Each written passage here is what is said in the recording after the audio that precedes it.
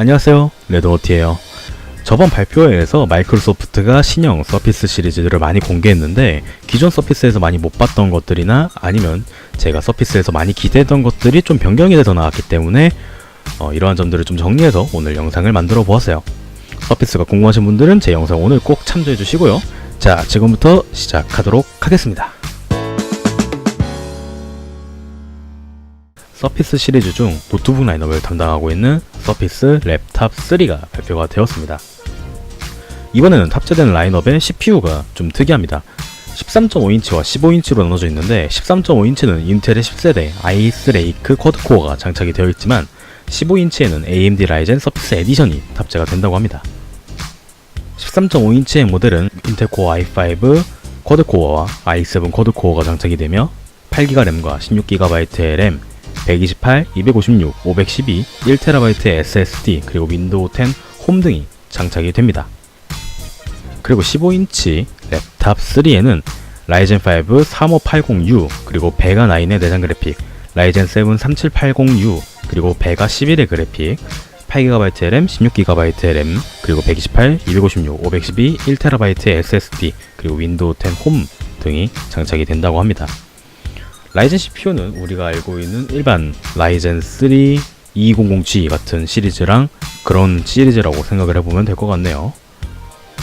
공통적으로 최대 11.5시간의 배터리와 블루투스 5.0 그리고 각각 1.29kg 그리고 1.54kg의 무게를 가지고 있다고 합니다.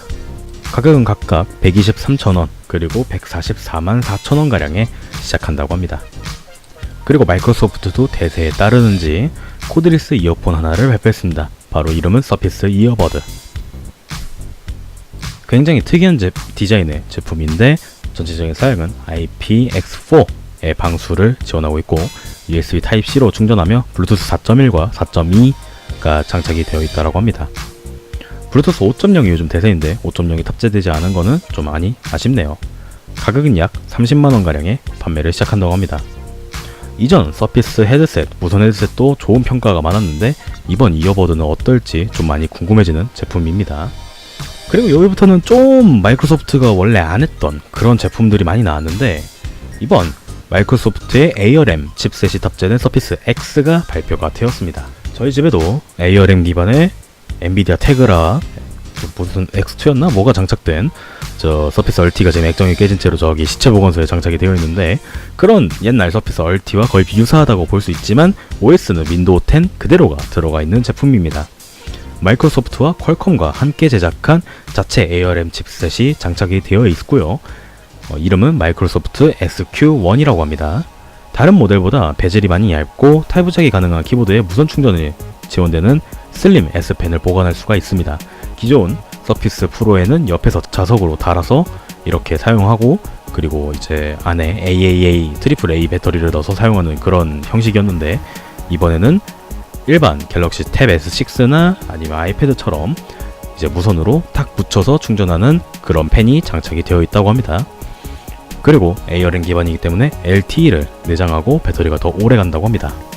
전체적인 사양은 3GHz의 마이크로소프트 SQ1 그리고 8GB의 램과 16GB의 램 둘 중에 하나 그리고 128GB, 256, 512GB의 SSD 선택지가 있고 윈도우 10 홈 등이 사양입니다.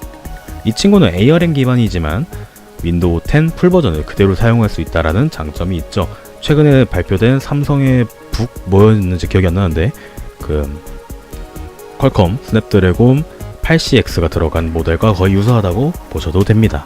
그거랑 매우 비슷한 제품이에요.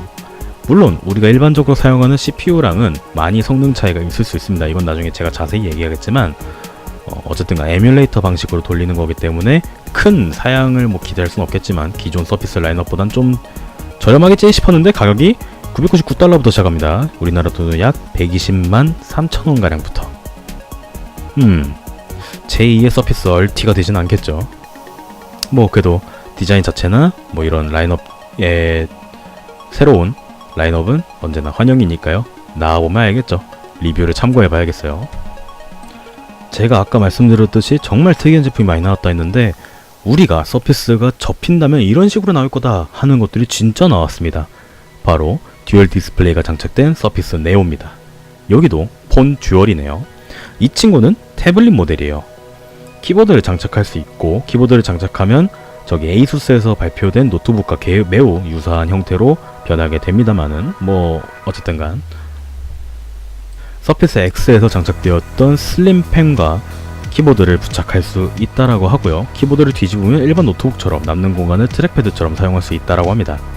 인텔의 레이크필드 칩셋과 11세대의 그래픽 엔진이 장착되어 있고, 그리고 듀얼 스크린 전용으로 제작된 윈도우 10X를 통해서 구동이 된다고 합니다.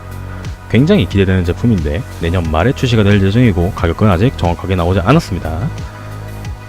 저는 처음에 봤을 때 안드로이드 태블릿인가 했는데 아니네요. 윈도우가 장착된 태블릿이었어요.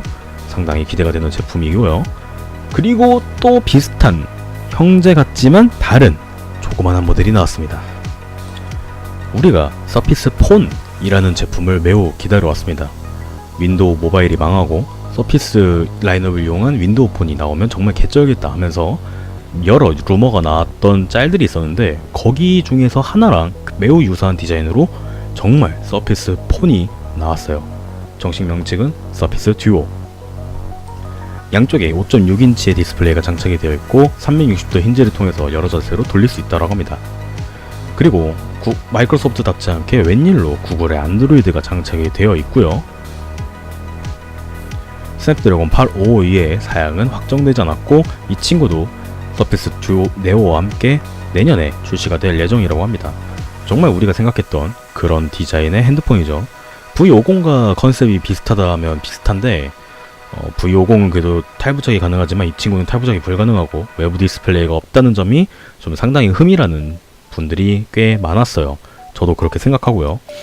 물론 제품이 나와봐야 알겠지만 생각 외로 좀 불편한 점이 없지 않아 있지 않을까라는 생각이 들긴 하지만, 디자인이 정말 이뻐서 한번 정말 구해보고 싶은 마음은 듭니다.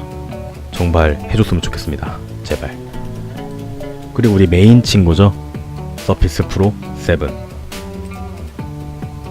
사실 많이 바뀐 건 없어요. 그냥 일반적으로 디스플레이 단자가 꽂히던데 이제 타입 C 단자가 들어간 거 외에는 거의 달라진 게 없다라고 해도 과언이 아닙니다. 디자인이 언제 바뀔지 좀 이번 세대는 바뀔 거다라고 예상했던 분들이 많은데, 이번에 디자인이 그렇게 많이 바뀌진 않았어요. 그래서 상당히 실망하신 분들도 계셨던 것 같아요. 이 친구도 다른 서피스 라인업들의 제품들처럼 인텔의 10세대 코어 i3, i5, i7 시리즈가 들어간다고 합니다. 사양은 인텔의 10세대, i3, i5, i7 쿼드코어 시리즈, 그리고 4기가, 8기가, 16GB의 RAM, 그리고 128, 256, 512, 1TB의 SSD, 그리고 마이크로 SD 카드 슬롯, 그리고 윈도우 10 홈 등의 사양입니다. 좀 많이 제가 바래왔고, 그리고 이번에 추가돼서 정말 기분이 좋은 점은 후면에 드디어 M.2 기반을 한 SSD로 용량 추가를 할 수 있다는 거였어요. 그동안은 SD카드로만 용량 추가를 해야 돼서 상당히 제한적이고 SD카드 속도가 느리고 그래가지고 많이 제약이 있었는데, 이제 SSD가 추가가 가능하니까 용량을 작은 모델을 사가지고 용량이 좀 부족하다 싶으면 SSD를 통해 추가를 할 수가 있으니까 이 점은 매우 마음에 들어요. 정말로. 뭐랄까, 이번 서피스 시리즈들은 이제 옆 동네 애플이 아이패드가 좀 많이 미끄러졌죠.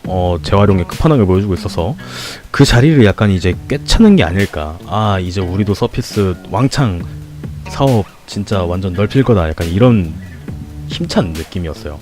그래서 굉장히 느낌이 좋았고, 제가 봤을 때는 디자인이 안 바뀐 건 많이 아쉽지만 기존 서피스 라인업들에서 좀 개선이 됐으면 좋겠다라고 하는 것들의 개선점들이 좀 많이 조금씩 보여서, 그래도 약간 서피스가 그래도 유저의 그래도 경험을 좀 듣고 있구나 라는 생각을 하게 되었어요. 그리고 상당히 신기한 제품들도 많이 나와서 나중에 정말 핸즈온을 한 번이라도 해보고 싶다 하는 제품들이 나와서 좀 흥미를 많이 유발할 만한 그런 제품들이 나와서 기분이 좋고요. 앞으로 어떻게 나올지는 모르겠지만 사실 걱정되는 건 딱 한 가지예요. 안 그래도 서피스 라인업, 그러니까 서피스 제품들이 초기 불량률이 많이 높은 편이고 뽑기운이 많이 심한 편인데, 이렇게 제품 라인업들이 많아지면 그게 좀 더 심해지는 게 아닌가라는 생각은 듭니다. 그런 거 좀 많이 고쳐줬으면 좋겠어요. 마이크로소프트라는 대기업이고 자사 OS를 가진 태블릿을 내놓는데, 일단 하드웨어적 규제가 좀 있고 좀 결함이 이런 게 있고, 그리고 소프트웨어 결함이 좀 굉장히 많아서 왜 자체 OS를 사용하는 본인들 태블릿인데 왜 이렇게 못하지? 라고 생각이 들 때가 있었거든요. 이번 라인업부터는 좀 그런 게 없어졌으면 좋겠네요. 자, 신작 서피스 라인업은 여기까지. 설명하는데 굉장히 길었는데 정말 많습니다. 제품들이 정리하는데 힘들었어요. 여러분들이 정말 궁금해하시는 서피스 라인업이 무엇인지 댓글에 적어주시면 저랑 함께 얘기해보는 시간 가져보도록 하겠습니다. 저는 지금까지 레드노트였고요. 저는 이제 좀 녹음을 했으니까 좀 쉬러 가보도록 하겠습니다. 안녕.